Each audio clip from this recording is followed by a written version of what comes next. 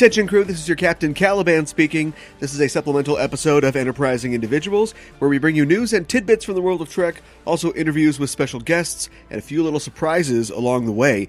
We have got a fantastic show for you today, and we're going to go right into it, but first I just wanted to mention two bits of Trek news you may or may not have heard. The first is the sad news of the death of Herb Solow at the age of 89. Herb was an executive producer for Desilu back in the days of the original series, and he was vital in getting Star Trek on the air and keeping it going. He was also an executive producer on Desilu's other big shows, like Mission Impossible and Mannix, and he was an EP on The Man from U.N.C.L.E. as well at MGM TV. He was also a writer and creator. He co-created The Man from Atlantis, if you remember that, and he wrote for that series, and he adapted Theodore Sturgeon's Killdozer for the cinema. And he seems like, everything I've heard about him, he was just a really nice guy and obviously a talented producer and TV man. He published his recollections of developing Star Trek along with the recollections of producer Bob Justman in the book Inside Star Trek, which I would recommend to anyone who is interested in what it was like in the early days of Trek and Desilu. And I'd like to do something in the future on the show looking more into the efforts of people like Herb and Bob in the creation of Trek. I was actually working on a script this last year to that end, and, I didn't know that our time with Herb would be cut short. It's an old show, Star Trek, and there's this whole generation of people who are slipping away right in front of our eyes, who made this awesome thing all those years ago. Not Shatner, of course. He'll be at all of our funerals. He's never going away. But R.I.P. to Herb. Check out Inside Star Trek if you can, or the TV documentary that they made out of the book. Herb's in that too. The other bit of news is that Simon & Schuster, the publisher of Star Trek books, has been sold to Penguin Random House, and I don't know how to feel about it. Once Viacom and CBS merged, they made it clear they had no interest in being in the publishing business, so it's good that SNS is actually going to a good home, but this means there's only like 4 big publishers in the publishing world left. You'll probably recognize that Penguin Random House is a rather random name for a publishing company, and that's because Penguin, just a few years ago, merged with Random House, and at that time, the thought pieces were like, well, now there's only 5 major publishers, so on and so forth. So the collapse inward of the publishing industry has been a troubling thing to watch. As you know, many of the guests on this show are published Star Trek authors, and it's been interesting to read their social media feeds. There's a lot of trepidation. There's no real bad news just yet, but I'll obviously keep you posted about what this could mean for future Star Trek books. Okay, this week on the show, I'm speaking with Will Nguyen of the organization Socialist Revolution. Did you vote this year? I hope you did. I told you like 1,000,000 times to do it. When you did your heart sink a little? Did you wonder why you were being forced to choose between, like, the worst possible options on either side? Did you think about the fact that there were only 2 choices, and at least economically, they resembled each other quite a bit? Will is known generally online as the Star Trek communist, and it's for 2 reasons. One, he has some of the most on-point Starfleet cosplay this side of Star Trek Las Vegas. The guy has the togs, and he wears them well. The other reason is that he is a tireless advocate for Marxist and socialist ideals and how they can make our world better and hopefully one day help usher in a future like the one we see in Star Trek.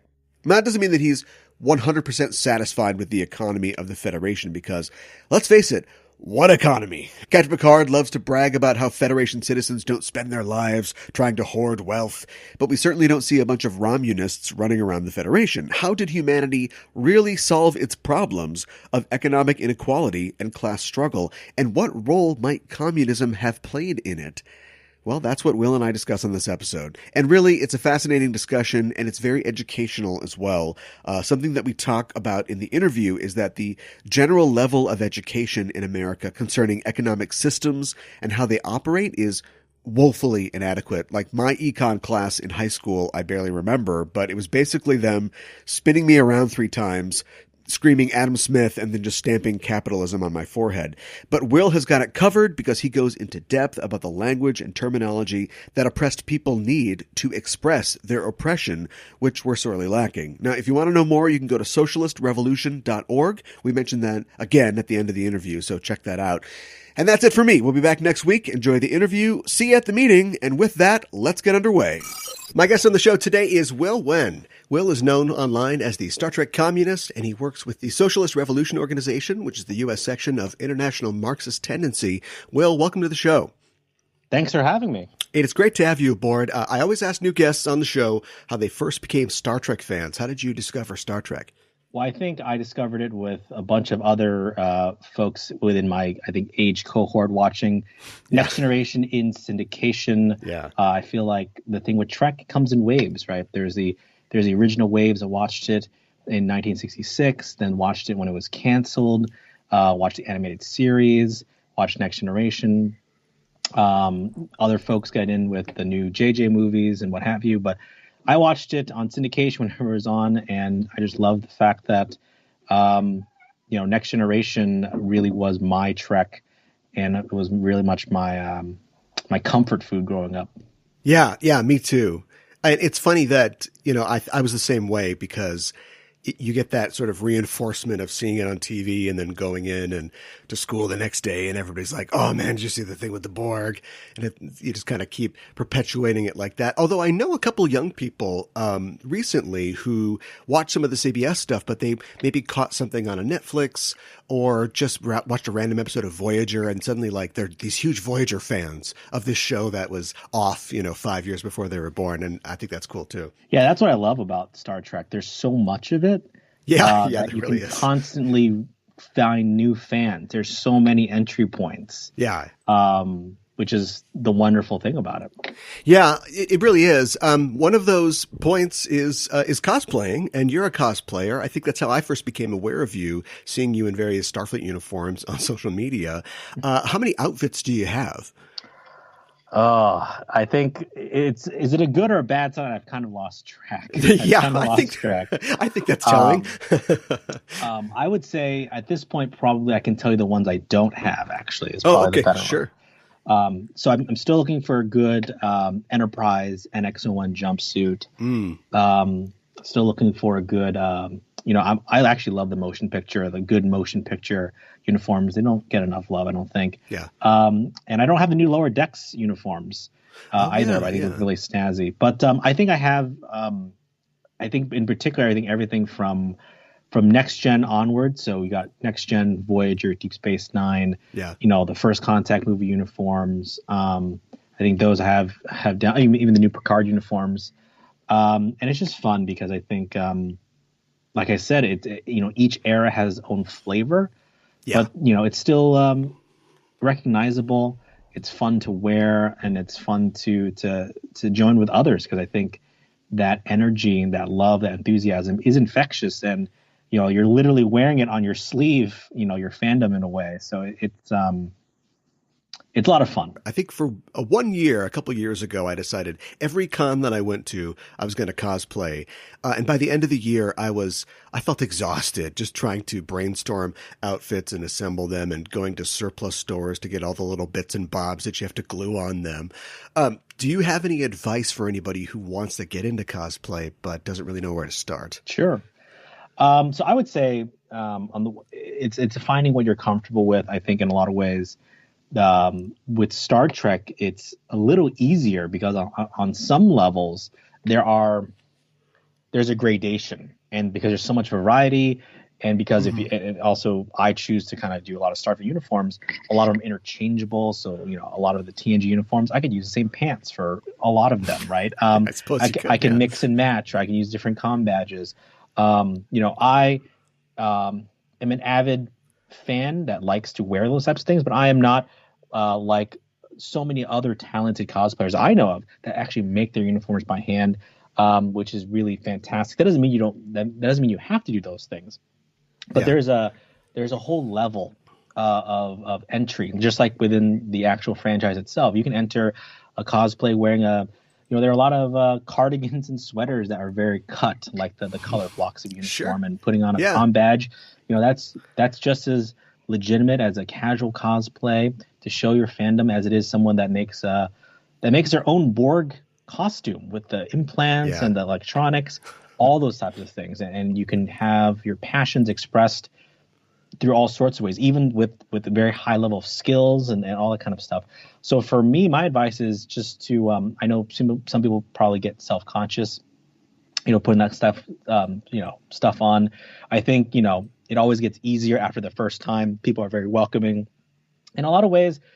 I think geek culture and dressing up for conventions, it doesn't have the same stigma as it used to. It's actually very in now in a lot of ways. Sure. So it all depends on what you want to do, but just have fun with it, and don't let anyone tell you that, oh, you're not gatekeeping cosplay. Oh, this is not screen accurate, or this is not particular, or it's not done sophisticated enough. Whatever you do that you enjoy, that's the important thing with cosplay. Yeah, that's what makes it fun.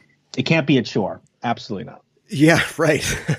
Well, your cosplay's on point. It's certainly giving you a distinctive presence online as a Star Trek communist. How did you first discover Marxism? So that's a good question, right? So a lot of people, I think, in the same way that I discovered, my love of Star Trek, my love of my fandom that way, I think with politics, the same way. We learn through experiences. We learn through various entry points. And I think now, more than ever, I think, people kind of know deep down on a gut level that things aren't working, right? But they aren't taught a vocabulary to understand why things aren't working. They just seem to be, hey, everyone's more angry. People are working longer and harder, earning less, can't get by. What's going on? Why can't we just live? Right? Why can't we just not even just survive, just live, decent lives, not have to worry about, living paycheck to paycheck. Why does everything have to be a struggle? Why is everything so hard? And in a lot of ways, watching Star Trek, it presents that future without expressly saying that it's a revolutionary future. But with the political analysis that Marxism gives, which is basically analyzing the world through the lens of materialism or material analysis and of class struggle, you understand that that's actually how a Star Trek future can only be achieved. And it can only be achieved through class struggle, meaning the working class has to be in power. And the workers, right, the workers of the world, like Rom said, workers of the world unite, you have nothing to lose but your chains. And it's very true in the sense that we create all the wealth in society. The workers do, right? In a lot of ways, in almost every single way. The boss needs you more than you need the boss, right? You don't go to work, they don't make their money, right? And yet, right, when you go to work, in the very ways, it's the most authoritarian thing possible. They say jump, you say how high, right? You have the freedom not to work there, but you also have the freedom to starve. And that's a very alienating thing to deal with day in and day out. It's actually it's extortion, it's blackmail, right? And you look at the Star Trek universe, right? Is that present, right? Does them not going to, man the con station or, going to work on a starship, are they threatened with eviction? Are they threatened with the fact that they won't have their material needs, their livelihoods threatened if they, don't do what Picard says or Kirk says? Of course not, right?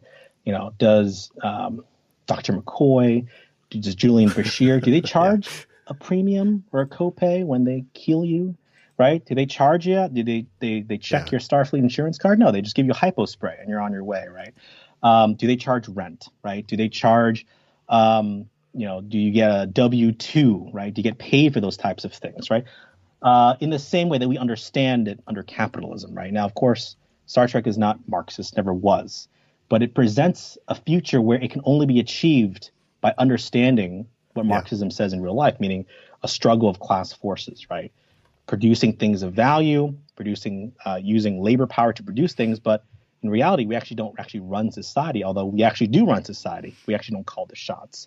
So for me, discovering Marxism was just kind of me kind of understanding, like, why can't we just get to a world where we can just live, right? We have the time to actually pursue all of our passions without having this Damocles sword literally hanging above our heads of debt, of eviction, of, being put out on the street, or, if you are sick, God forbid, that it's a choice between being sick or being destitute, or a choice between putting food on the table or working a job that is completely dehumanizing.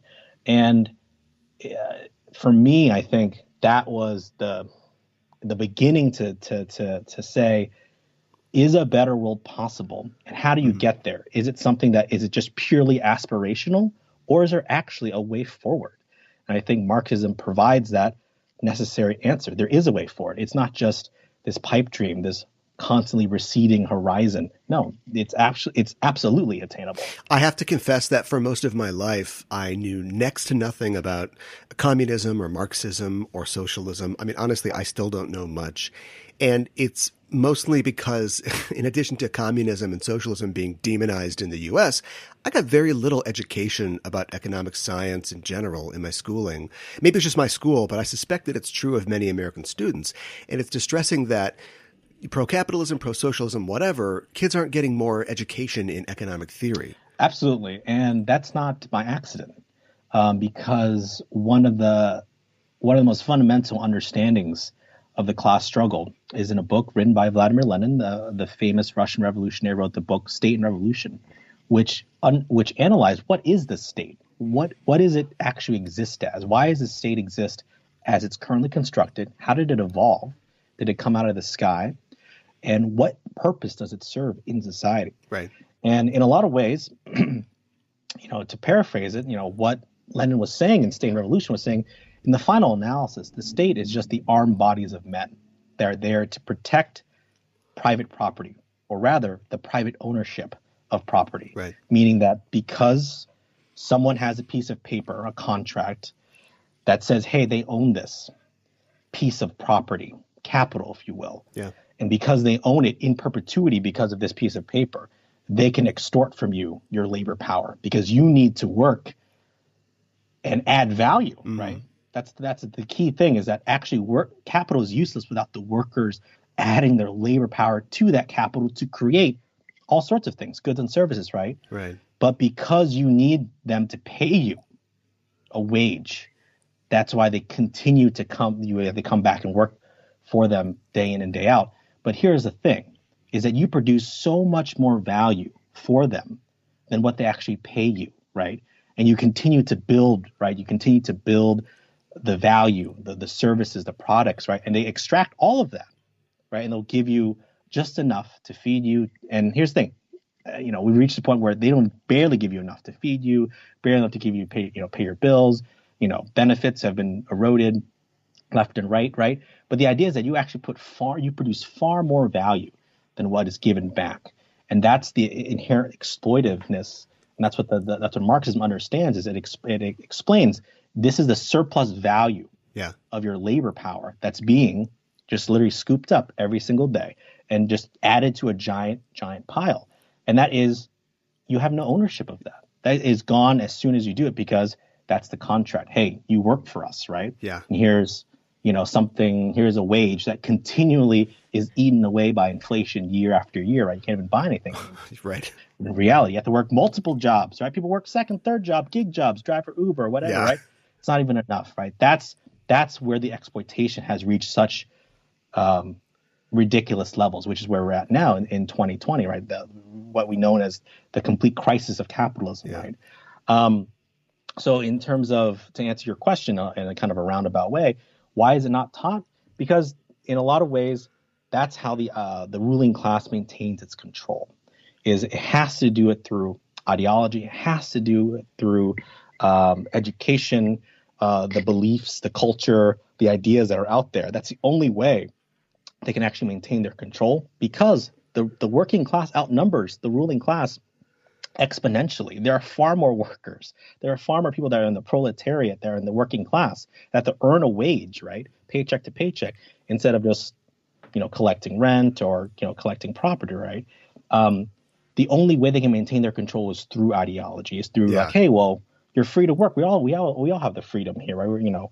We all have these great individual liberties, right? That's the illusion, right? That's why so much is pumped into teaching history and economic theory in a particular way. They don't teach you Marxist economics, right? They teach you in a particular, they teach you in a very particular way. But here's the ultimate backstop. when that starts to erode, at the end of the day, you're going to have what Lenin called the armed bodies of men. So that's the police and the military. So when push comes to shove, when those illusions start to shatter just because of the experience of the people realizing, like they do now, that it's kind of a lie, then the backstop is, well, we got the guns, we have the arms, we have the armed bodies to make sure that I get to protect my private property, my ownership of this. And I think that is the fundamental key to understanding all this is the role the state plays, which is mediating between these two classes, the working class and the ruling class, which are inextricably in opposition to each other. And the state exists to mediate those tensions as much as possible. But of course, that can only hold for so long. And that's why I think we're in this particular period of time where there's so much social economic unrest. It reflects the crisis on a systemic level, on a worldwide level. Yeah, that's fascinating. There's a knee-jerk reaction of fear and psychic terror that your average American has when somebody mentions, communism or socialism. I was talking with my girlfriend about talking with you and how I was trying to read up on socialism, get a better understanding of it before our talk. And she immediately just blurted out, well, it's nice, but it doesn't work. And I remember having said that hundreds of times myself, having really no idea what I was talking about, getting no education about it, except the USSR was bad, and having no idea, what was really behind things. Yeah, I mean, that's part and parcel of the nonstop ideological battle that capitalism has to wage, because that's the only way it can kind of keep a lid on these things. And even then, it's barely holding on, right? It's actually bursting at the seams. And of course, there are examples of those countries that had successful revolutions, but obviously the USSR collapsed, right? So how do you explain that in a way that's Marxist, in a way that's not anti-communist, but explain like what was the Soviet Union, what happened to it, what are the lessons that we learned from it? As with so many other revolutions that were either socialist in nature or not socialist in nature, what is a revolution? Why do they happen? Why do they succeed up to a certain point, and why ultimately, they probably don't succeed because we're still talking about it. It's understanding in reality kind of the material motor forces of the class struggle that's happening underneath. And, a real short answer, what a revolution is one social class displacing another class. That's what a revolution really is. Nothing more, nothing less. And that is something that is important to understand, because capitalism will tell you, revolution isn't possible. It's not doable. It's not possible. And that they also use the word revolution to describe all sorts of things except an actual revolution, right? A blender might be revolutionary. This new taco is revolutionary. This new, Honda Civic is revolutionary. Right? Everything except an actual revolution, right? So again, it's part of that kind of ideological struggle that it has to wage, right? It has to wait to confuse the workers. To say, hey, there's no other way is possible. And I think, in a lot of ways, you just have to patiently explain to people and kind of demystify that. And I think a lot of people kind of understand that once you start putting it in those terms. It sounds exhausting, not only keeping up the propaganda wing, but also having to explain to people about it the entire time. But I'm glad that you keep it up. Star Trek fans come in all political flavors, which itself is weird, and maybe we can touch on that later. But Star Trek fans of every type love the egalitarian utopia of the future of the Federation. It's a world where you never go hungry. There's amazing technology. Nations aren't at war. We're in space. And it's a beautiful dream. But as depicted on screen, it has very little economic component, other than a few characters saying, we don't chase wealth anymore. And, as you mentioned, no Star Trek character is worried about getting evicted or having to pay their mortgage. But that's it. It's like the people who created Trek said to themselves, money problems suck, so they're not going to exist in this paradise future. Now let's explore. And that's really it. Yeah, so I think that's one of the paradoxes of Trek. And in a lot of ways, I actually like the fact that they don't specify it, because if they specify it, then I know that I will inevitably be disappointed in it, because the writers that write Star Trek, it is Marxists like to use the term contradictory. There are a lot of contradictory forces at play in society. In the same way, Star Trek is a contradiction, right? It is this show that talks about a utopia. It talks about post-scarcity, talks about not having money, although there are instances of money as well, but it does it in a very completely utopian way that doesn't explain any of these types of things and views it as more of an individualistic choice. If only humanity just became enlightened enough, if we just walked in each other's shoes, if we just were nicer to each other, kinder to each other. These aren't these are not bad things, by the way. I'm not saying we should be kind to each other. Yeah. We should walk in each other's shoes. We should have empathy. Of course, that's what's so great about Star Trek. It's almost that inherent corniness, but a corniness that is born out of legitimate genuineness, right? And it's but that is not in and of itself enough. It is in that way aspirational and utopian in the sense that, you know, we can just only aspire to be better, but we can never really attain it. And in reality, that's actually a very pessimistic message. But it's coming from a perspective of a liberal perspective. And Star Trek, and for the most part, is a liberal show in the sense that it talks about these liberal values that came from the liberal bourgeois revolutions, right? Yeah. About the individual and earning certain rights and those types of things, which at a certain particular period of time in society was a progressive step forward. It was a progressive step forward from feudalism, right? We talk about these different stages of society, how revolutions don't happen, but people always seem to forget that feudalism existed for thousands of years, right? Kings, queens, lords, you know, real Game of Thrones stuff, right? Saying, hey, we have the divine right of kings. You work this plot of land, you serf and peasant, and you work until you die, and your children's children will work this plot of land because of such and such, right? At a certain point, those went away, right? Through a lot of revolutions, right? Bourgeois revolutions, but revolutions nonetheless, right? That gave way towards liberalism and the development of capitalism. Capitalism came through a revolutionary break from feudalism, right? In the same way, we view that socialism is the necessary next step of humanity, a break from capitalism, because capitalism no longer serves any sort of productive or progressive role. We're well past feudalism. We're well past all those types of stages. Why don't we actually run society? So with Star Trek, it's written from that perspective of it doesn't posit a clash of these forces or these different classes at all. It's written from a very individualistic perspective, a very humanist. I say humanist, but you know, I would say socialists also fight for humanity as well. So I don't want to say that only liberals have the monopoly on humanism, but coming from a perspective that we can only change ourselves. We can only change our individual actions, and that there is no collective action possible, and there's no struggle that's possible.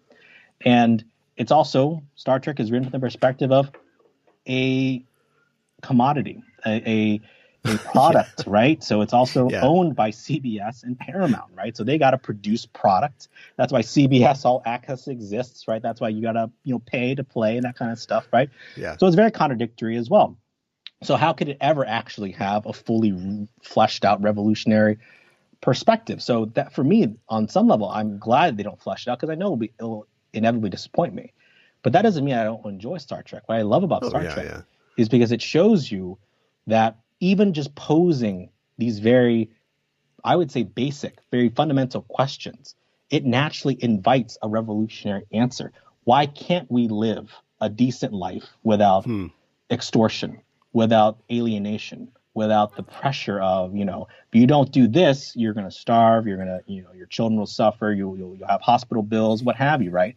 Yeah. These very basic fundamental questions cannot be answered within the framework of wage labor, cannot be answered under the auspices of private property, of all those types of things. It can only be answered through a revolutionary means. So in a way, I always joke, Star Trek made me into a Marxist, but Marxism actually made me a better Star Trek fan in the sense that I actually don't get ground down into some of the canon minutia and working everything out, although I love all of that. Don't get me wrong.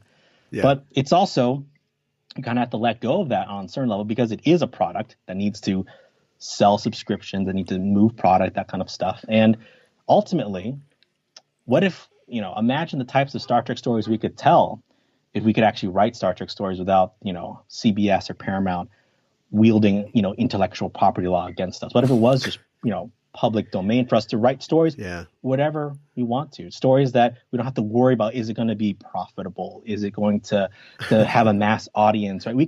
It would just be like the myths and lores of any other time, right? Not constricted behind, this is a product by CBS and Paramount and has to be this type of thing, right? So that's the thing about Star Trek, is that by its nature, it's contradictory, but these contradictions are exactly what gets people asking these questions. Is like, this seems so simple. Why can't we get there? And it's not just a question of us being kind to each other on an individualist perspective. It's actually a question of power. It's a question of struggle.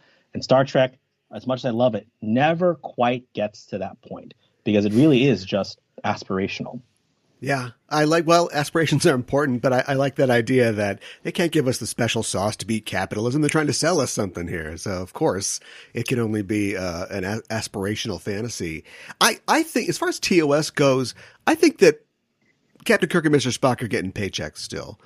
You know, like there's a lot of talk about the economy and it being utopian, but a lot of the missions they go on are one of a purely economic concern. They're protecting mining rights or acquiring mining rights, and they're bargaining for resources and protecting shipping lanes. And there seems to be a fully operating, possibly, enlightened capitalist economy in the background of TOS. So I think that's a very good question. And I think a lot of the, I would say, misconceptions about money come from, again, that perspective of not understanding Marxist economics, class economics, and viewing it as kind of like a zero-sum proposition, a very utopian proposition. Right? It's either we have money and it's capitalism, or it has to be completely, money doesn't exist as a form whatsoever, right? Mm-hmm. And actually, understanding Marxist economics is understanding there's a transition, there's an entire transitionary epoch in between capitalism and communism. It's called socialism. Socialism is a transitionary stage between capitalism and communism. That's why I always laugh to myself that, people say, hey, I'm a socialist, not a communist, right? Whereas me, I'm both. It is, you need one for the other. One does lead to the other, right? It's understanding these terms devoid of kind of the propaganda that's been around it. And the idea of money, here's the thing. Money has existed actually before capitalism, right? Capitalism is a particular form of ownership, of property and of capital. But money as a form, especially as an exchange form, existed far beyond or far before capitalism. The idea being, and it's a very simple materialist explanation, after a certain while, bartering was no longer going to cut it. Meaning, for certain transactions, I can't just automatically always equate, I'm going to give you exactly 3 pounds of sugar for this collection of beads, right? At a certain point, as an economy gets larger, as a community gets larger, as we have a greater type of shared production, you can't just be able to have this one-for-one exchange with inherently different types of goods and services. Mm-hmm. There has to be a universal form of exchange, right? And that's where money started evolving from, right? It came from a place where we needed something that was standardized to say this is acceptable as value can be exchanged in whatever form or in exchange for all sorts of goods as many universal exchanges that are possible in order to facilitate a greater level of exchange and commerce, right? And that's what people don't understand, is that they assume that commerce has to equal capitalism. It has to be the same, right? So, you always hear those gotcha questions. Oh, you're a communist, you get paid, you use money, you pay for clothes, you pay for food. I mean, that's very hypocritical of you. And it gets, for me, I love those types of questions. It's so easily refutable, but it's constantly refuted. Like, oh, you use money, clearly you're a sellout, right?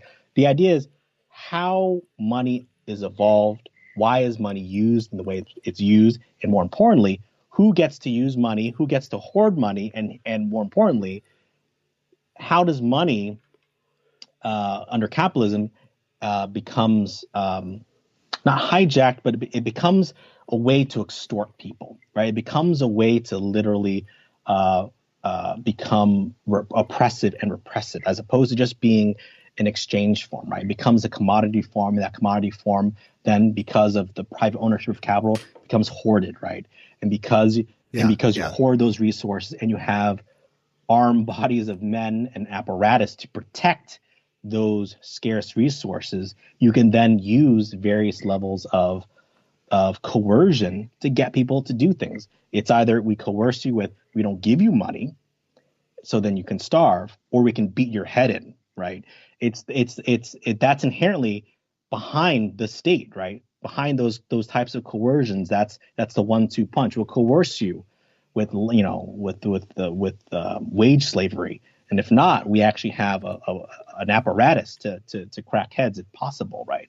And to protect those that have access to all of those types of things. That's what capitalism is, right? That's what private ownership means. Money in itself doesn't necessarily means capitalism, doesn't means Quark's type of capitalism, right? But that's exactly what capitalists want you to think. It's like, oh, you use money, therefore you're a capitalist, right? It's a very easy way out of saying you can't change things, right? It's not possible. These are the ways things have always been. And that's not true. Capitalism is actually relatively a very new historical development, only happened in the past few hundred years because of industrialization and because a particular evolution and revolution away from feudalism, right? Money as an exchange form can be inherently not exploitive, right? If it's just used as a form of like a credit or a token, right? Where it ceases to really have all that weight that's put into it, the pursuit of money, right? Which is why, the idea that, we're beyond the pursuit of money, like Picard says, is inherently a revolutionary statement. Money becomes something that it almost becomes, when it loses its meaning under capitalism, it then becomes its opposite. It becomes almost like a credit, a token. It becomes meaningless. It's just a form of exchange, just a means to an end, not necessarily this thing that you use to command other people and extort other people and coerce other people, right? And the idea of communism, right? The idea that at some point you can get rid of money comes from the idea of you will have eventually at some point the productive forces are so productive that you produce an overabundance of goods and services where almost the need for a money exchange is almost rendered moot, right? That there's so much of everything and everyone has free access to it. Why would anyone want to hoard anything, right? Why would anyone want to kind of to have money as the form that we know it now? It presupposes the development of the productive force on such a level that we can provide for everyone on a exponential level. And the dirty little secret of capitalism is we've already reached that point right now in 2020. We actually have enough to feed and house and care for everyone medically, care for everyone's health. It's actually not that difficult to make sure that people don't starve, don't die of thirst, don't die of exposure. It's actually not that hard. We've already done it. Yeah. The question is, who controls the resources to distribute those types of things? Yeah. We actually already live in a post-scarcity society, which is why I often think the argument that, socialism and communism and Star Trek, only possible when you have replicators, this magical box that replicates things. Yeah. It's a very disingenuous dodge, because guess what? We have all of the technology and productive technique to make sure that people don't die of hunger, thirst, exposure, have basic medical care. Yeah. The question is who controls those means to distribute those types of things. And the question is very obvious. The workers don't control that. It's the bosses. It's the capitalists that really control those things. Yeah. If you had to characterize then the society that we see, say in the 24th century on TV and Star Trek, with what little we see, I mean, what kind of society, what kind of economy would you call it? So actually, I think this is, again, another great question. I think I would do my best to kind of fill in the gaps with my own political persuasion, my own political analysis. So, there are many forms of communists. I'm a Leninist. I'm a Trotskyist as well, believing in the idea that a revolutionary is necessary, building an actual vanguard party is essential, and having a worker state is essential for that transition stage in capitalism and between capitalism and communism. So my analysis of the Federation Starfleet is actually my analysis of what the USSR was and what it turned into. The idea of the Soviet Union in the October 1917 revolution was the most momentous event in human history. It was the first time that the working class was able to take power and hold power from capitalist counter-revolution. There are other instances, like in the Paris Commune, 1871, where the workers for a month period were able to take power, but they were brutally repressed by imperialist forces because they didn't defend themselves. With the Russian Revolution, the Bolshevik Revolution, the capitalists were actually expropriated. Capitalism was eliminated. Landlordism was eliminated, right? In Russia, but also in the Soviet Union, the Union of Soviet Socialist Republics. It was a voluntary union in the early stages of the Soviet Union, a voluntary union of these republics that came together to form the first worker state in the history of the world. The word Soviet is a Russian word for council. Mm-hmm. That was the idea of workers' power, that the workers themselves know how to run society because they already run society. They actually produce things in factories and workplaces, in schools. They already know how to do those types of things. But how is that translated into the political sphere? And that's what the Soviet Union, the term comes from, right? It was a union of republics that were based off of Soviet power, direct control, these workers' councils, right?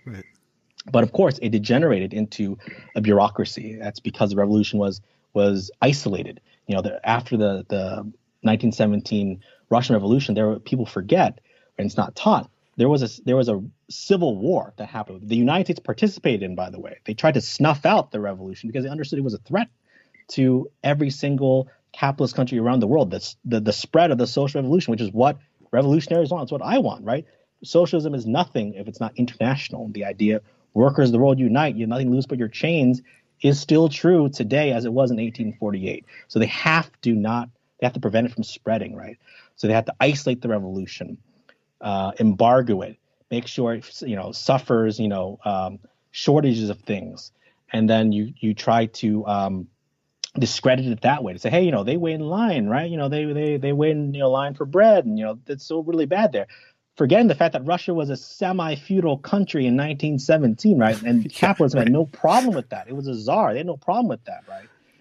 But it came from that incredibly backward pace and actually beat the United States, the leading capitalist power, to space, right? It shows you the power of a planned economy, even though it degenerated into a bureaucracy that is known as Stalinism, right? The idea of socialism can only be built in one country, a bureaucracy that could only exist and spread because the revolution wasn't spread to Germany, wasn't spread to Hungary or Italy or any other countries that Lenin and Trotsky at that time were banking on. They were banking that the revolution would spread to other countries and aid the nascent revolution in Russia, right? It had to spread in order to help the workers, right? It cannot, that is true back then as it is today. And that's what happened, is because the revolution was isolated, a bureaucracy again to emerge, right? To then become self-serving, to protect the gains that it had won, but protect it in a very craven, self-interested way. So anyways, that's a very not so short, but as best as I could, give the background. explain how I view the Federation. The Federation is what I would consider a degenerated space worker state, in the sense that it has all the benefits of a planned economy, has all the benefits of not having capitalism or landlordism as we know it. Mm-hmm. But it's degenerated in the sense that it actually doesn't have the legitimate workers, the organs of workers' power that was in the early days of the Soviet Union with the workers' control, the workers' Soviets, right? Mm-hmm. The reason why I say that is because throughout Starfleet's history, throughout Star Trek canon, we see all these instances of Starfleet having a very bloated bureaucracy. Yeah. The idea of badmirals, right? There's so many. You can count the number of good admirals on like one hand, right? And all the other badmirals, and I'm not even counting Section 31. But all of the other, the entire bureaucracy, right? That is very self-serving. I'm a big fan of Lower Decks. I don't even watching, but Lower Decks is actually a great, they don't intend to actually write a Marxist analysis of Star Trek, but it's the perfect Marxist analysis of Star Trek. Starfleet is portrayed as incredibly self-serving. they kiss butt, they kiss ass to kind of get to advance, right? Yeah. They actually don't know what they're doing. There's nepotism, there's cronyism, right? Yeah. All things inherent and endemic in a bureaucracy, in a degenerated workers' but also endemic under capitalism, right? Yeah. So that's the only way you can explain. Like that doesn't mean, but at the same time, that doesn't mean that you throw everything away, right? That's where Marxism is so important. It understands these contradictions and explains things because these contradictions. Starfleet is a walking contradiction, but that contradiction is still a huge progressive step forward from the world we live in right now. That's why it's still aspirational. Yeah. Right. So it's great that they don't have to worry about rent. It's great they don't have to worry about, paying a copay. That's the worker state aspect of the Federation. Yeah. It's degenerated in the sense that there's a top-heavy, corrupt bureaucracy that runs everything. It's not actually run by the people that run society. I always say, especially with lower decks, why don't the actual lower deckers choose who their superior officers are? That's what workers' control is. That's what Lenin said workers' control was, is that you elect your own leadership. You can recall them anytime, and the leadership doesn't make more money than the average worker, right? But that doesn't happen in Starfleet, right? It replicates the ranks of bourgeois navies, right? It replicates the ranks of bourgeois capitalism, right? The captain is the boss, right? Why don't the lower deckers vote who their captain is? And if they don't do a good job, they replace the entire senior command, right? But here's the thing. They can't write that because the writers of Star Trek write from their own experiences, and their experiences, for the most part, come from capitalism. They don't know, they can't extrapolate what they don't know yet. So that's the thing with Star Trek, is it's contradictory, but it's actually a useful tool to explain all these ideas. So that's how I view 24th century Starfleet and the Federation. That's fascinating. There's that thread of DNA of the series' origin as kind of a Cold War parable. And of course, as you mentioned before, the naval traditions of Horatio Hornblower or what have you. Do you think, let's talk about the state and its organs of special armed men. Do you think that Starfleet represents the organ of the state? Like if we're watching this great utopian story about space explorers that are in a military, I mean, that's the contradiction as well, I guess. It is. And I think that's, again, going back to the liberalism of Trek, is that it sometimes likes to give some lip service to a soft form of pacifism. Mm-hmm. And as Marxists, we understand Marxists are not pacifists. I'm not a pacifist. Revolutionaries are not pacifists. That doesn't mean that we like war as we know war as it is. We understand war as a product of class society, of class antagonisms, right? That's why we have a famous line that still resonates to this day: no war but the class war, in the sense that we understand that wars that has ravaged humanity throughout history is not just a failing of, that's just human nature. That's just the inner demon, the inner monster of humanity, and you can only tame it, right? War is an endemic and something that will never go away. That's a very utopian, a very liberal way of individualistic way of looking at things. As a Marxist, I understand war as a product of class society, as a product of antagonisms that don't need to exist, and because of those antagonisms, imperialism results. War results to dominate, to control resources, right? But if you eliminate the need, if you eliminate that scarcity, which is artificial, if you eliminate all those types of things, you eliminate the need and cause for war. But that doesn't mean that we're pacifists in the sense that the violence of the oppressed is the same as the violence of the oppressor. So for me, how I answer that question of whether Starfleet is explorers and military, and is that a betrayal of Starfleet's ideals? For me, as a Marxist, I view that as that's just liberal. That's liberal hogwash, right? The idea that war is inherently bad, and then we got to do everything we can to avoid that. That's not true, right? There are wars of liberation that are actually good to fight, which is why I love Deep Space Nine, by the way. It's my favorite Trek, is because it posits some of these revolutionary notions in a way that is not seeking a revolutionary outcome, but nonetheless asks those questions. For example, Kira Nerys is a Che Guevara in space, right? There's a Space Che shirt that was sold for the What You Leave Behind DS9 shirt, where Kira Nerys is portrayed in the famous Che shirt. Right. It's a revolutionary war. The Bajorans fought a just war against their Cardassian occupiers, against the Cardassian imperialists, and that's good. Yeah. That's a good thing. That's a core that should be supported, right? That the pacifism has no answer for those types of things, right? You cannot, negotiate your way there or talk your way through there. There was an irreconcilable antagonism. With Starfleet, I think it's one of those things where, I think it's great that you want to be able to explore. Don't get me wrong. That's exactly what Starfleet should do. But the apprehension that, it's not just military, but it's also exploration, that famous line, Starfleet's NASA, not the Air Force, the Navy. It's just liberal. In a way, it's kind of liberal whitewashing of American imperialism, right? Like NASA is part and parcel of the United States. The United States is an imperialist power. Yeah. NASA waged its space race to discredit the worker state of the Soviet Union. There was no benevolence of exploring space. They had to beat the communists because they were beaten, right? So they had to show the value of beating them, right? So the idea, a lot of liberal hand-wringing, we got to be more NASA as opposed to, the Air Force, whatever. It's all the same, right? There is no difference, right? There's no fundamental difference between the two. And I think that's the difference between a liberal take of Star Trek versus a Marxist take of Star Trek. And it all depends on when do you use force? What is violence? And, it's a question of their morals and ours, in the sense that whose class interests are at play here. It's not a question of the tactics in and of themselves, but the tactics of self-defense, of liberation. It's not the same as the violence of the oppressor or through capitalist or imperialist war. So I think that's how I would answer kind of that, explorers versus militarism question. Yeah. Well, I think that's a good answer. One of the reasons that DS9 is so great is all the things that it can explore by setting itself nominally outside of Starfleet. And of course, it's one of the best examinations of class conflict and capitalism in Star Trek because of the involvement of the Ferengi Alliance, of course, which is, I think, the most explicitly capitalist society that we see in Star Trek.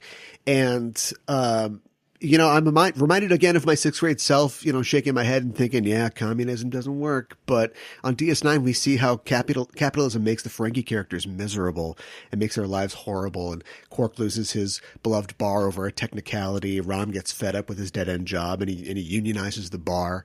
And it's the sort of, it's the closest that we get to that kind of examination of that economic space that we really don't see in other shows. Absolutely. I mean, bar association, of course, is that famous episode where Rom quotes the Communist Manifesto. Karl Marx. He doesn't say it, but I mean, that's wonderful. That's amazing. One of these days I want to go to a convention and ask Ira Stephen Bear point blank who was a person whose idea was it to put the Communist Manifesto in that. Because I consider myself a Romunist, right? I consider myself a communist in the future, going after the example of Rom, right? It's wonderful, right? And I think that shows you how these things can be explained. With Star Trek, it has such a broad canvas. It has the ability to tell these types of stories that are very relatable. The union struggle is a struggle that is relatable to certain people, to a lot of people. And the union struggle is actually the first step towards socialist struggle. The first step towards communist struggle is work in the trade unions, right? Because in a lot of ways, trade unions are the first victory of the workers under capitalism. They're allowed to organize collectively, right? It is what Lenin says, the first school of communism is the labor union struggle, but it has to go beyond that. But it's a huge first step, right? So the fact that Rom was relearning this history, right? Talking about, O'Brien talking about, his ancestor being more than a hero, was a union man, all those types of things, wonderful experiences to throw in, Bashir saying, Vulcans are logical, and that's why they're on the side of labor, right? And, all those types of things, right? It's really, really great. And it shows you kind of how Quark could exist, right? Quark's bar could exist in a post-scarcity Starfleet, right? He exists in outside of Starfleet, outside of the Federation. So they probably have to use money as an exchange form in a different way than within the confines of the Federation. Although there's a great line in Bar Association where basically Sisko threatens Quark, saying, we haven't actually charged you rent, but we can start charging you rent, and actually kind of forces Quark to kind of like, oh, I gotta settle this labor dispute with my brother, right? Sure. It shows you, again, in a very unconscious way, that Starfleet, at least in that particular instance, has chosen not to be a landlord. They've chosen not to exploit right. Quark. And it's a very wonderful, like I said, I don't think it was intended that way, but it's, for me as a Marxist Star Trek fan, I just use it as yet another example to explain, like, okay, wouldn't it be great if we didn't actually be that landlord in that particular way? I think Deep Space Nine, because of its setting on a space station that's under joint Bajoran and Starfleet administration, that's, it's outside of the Federation, allows you these flavors to talk about these things. And in a way that Next Generation, as much as I love Next Generation, can't quite talk about, because it doesn't have the same setting. It doesn't have the same characters to kind of talk about, imperialism and even, class politics in a very, kind of a simple way, but still a very good way nonetheless. Yeah. The most common argument that I've ever heard against socialist or Marxist economy is that, you can't trust people. And that was the problem with the USSR and so on and so forth.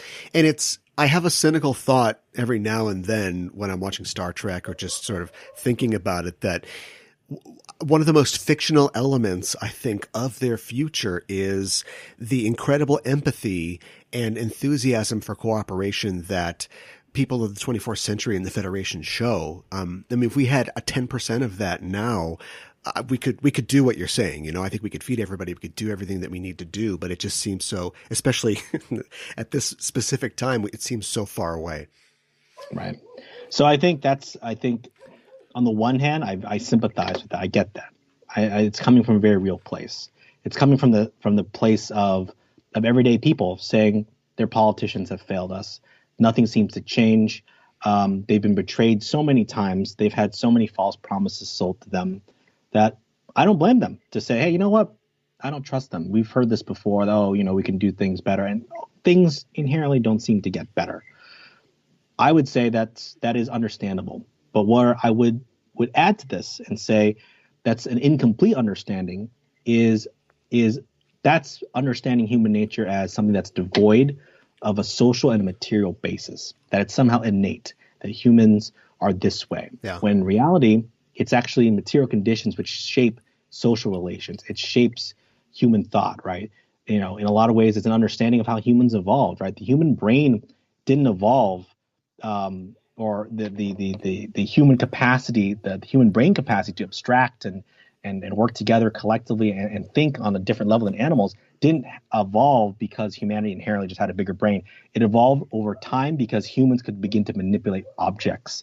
It could start building things, right? The ability to shape its environment actually enlarged the human intellect, enlarged the human brain in that capacity. It's actually the ability to collectively do things and shape your environment with others. That's actually what developed the human brain to where it is today, right? In the same way that I would explain human nature. And human nature is everyone's incredibly predatory. Everyone's out for themselves, dog eat dog, right? Yeah. That's true only if the incentives exist because of capitalism to enable those types of things, for people to do whatever it takes to survive, right? Hustle and grind, all that kind of stuff, right?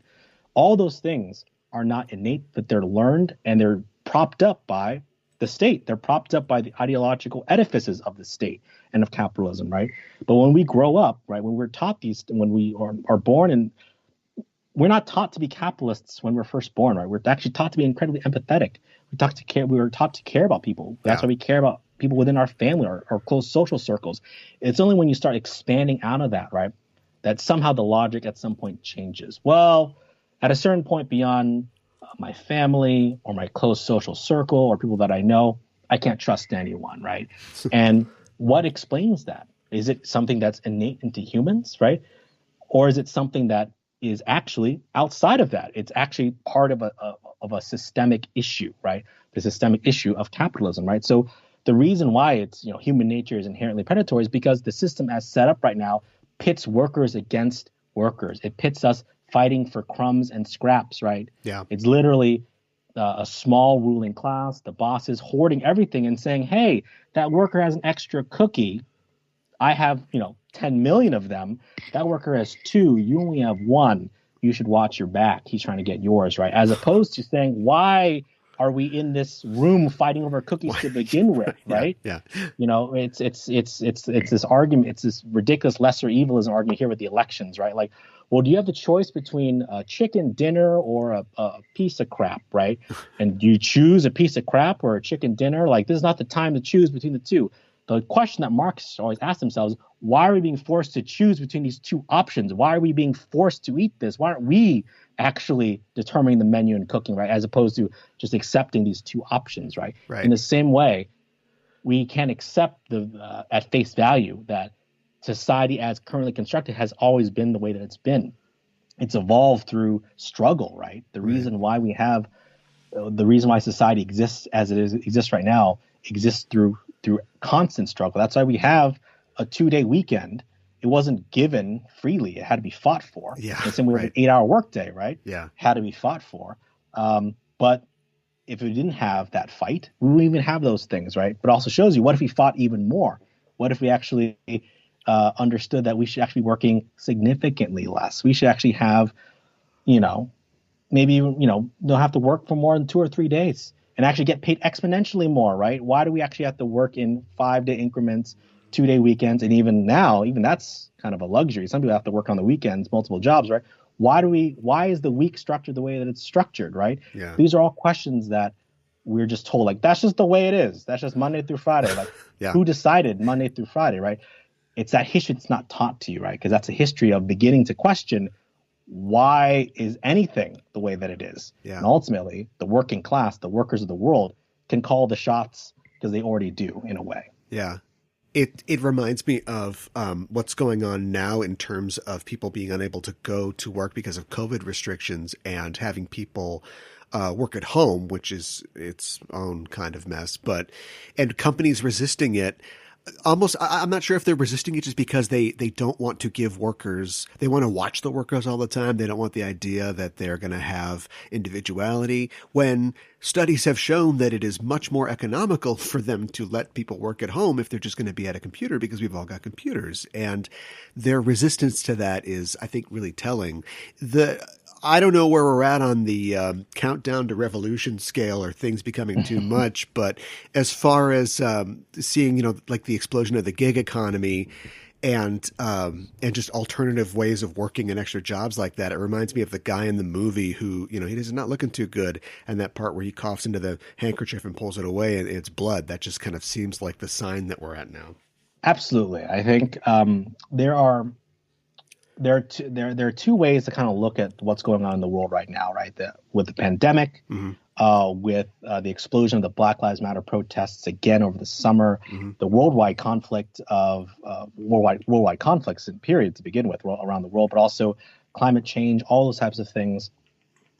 It's what Marxists call the objective factor, right? The objective factors for a revolutionary break. It's all there, right? The elements of people not being able to live their lives anymore, coupled with the fact the ruling class can no longer rule in the same way.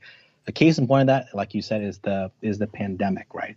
The greatest loss for the ruling class right now is not the virus itself.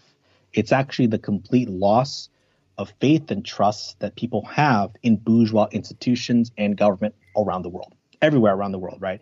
There's a fundamental distrust that these institutions can do anything to solve any problem, right? Everything seems to be gridlocked. No one can even do basic functions, right? Yeah. Capitalism doesn't even have the ability to solve its own crisis, right? And the ruling class is representative of that, right? Yeah. But that alone is not enough, right? To prompt a revolution, right? And we know this by studying history of previous revolutions and what made them successful, also what made them go down in defeat. Is understanding these lessons. It provides a roadmap, a blueprint for the future. And the understanding that is the subjective factor. And the subjective factor is what Trotsky, another Russian revolutionary, said is the crisis of the leadership of the working class. Meaning that the working class doesn't have a leadership that actually has a revolutionary mindset and understands that revolution has to happen. That's the way forward, that socialism is the next step in human evolution, and that nothing is possible, no advancement is possible at this stage without overthrowing capitalism, right? Of course, that is a tall order to ask. How do you build that revolution, build that leadership, right? It's a question of understanding how other organizations in the past were developed, how their leaderships were developed in the past to kind of propel a movement forward. And that's what the crisis of capitalism right now is. It's the leadership of the working class, right? You look at the labor leadership in the United States and labor leadership in so many other countries. Why are they not talking about a general strike, right? Why are they not talking about actually shutting down the economy in order to achieve these basic fundamental demands, right? They're always left with the idea, let's just vote blue, right? Just vote harder, right? Just continue to vote harder, and somehow you'll just, you'll get those crumbs, right? Yeah. Forgetting the fact that California is a state that has a Democratic supermajority, and that state is currently on fire. Yeah. That state also happens to incarcerate one of the highest prison populations in the country, let alone the world. Yeah. And on top of that, the whole state is literally, up in flames, right? And this is a state that is supposedly incredibly super progressive, passes a cap and trade, and yet, has one of the highest income inequalities in San Francisco, Los Angeles, record police brutality, right? What happened in Minneapolis and in Oakland, Atlanta, those are all Democratic cities with Democratic mayors, Democratic police chiefs. Yeah. And Ferguson happened under a Democratic president under Barack Obama, right? Standing Rock happened under Barack Obama and Joe Biden, right? So inherently, it's the leadership of the working class that continues to say we can work within capitalism. We just got to elect the right leaders, right?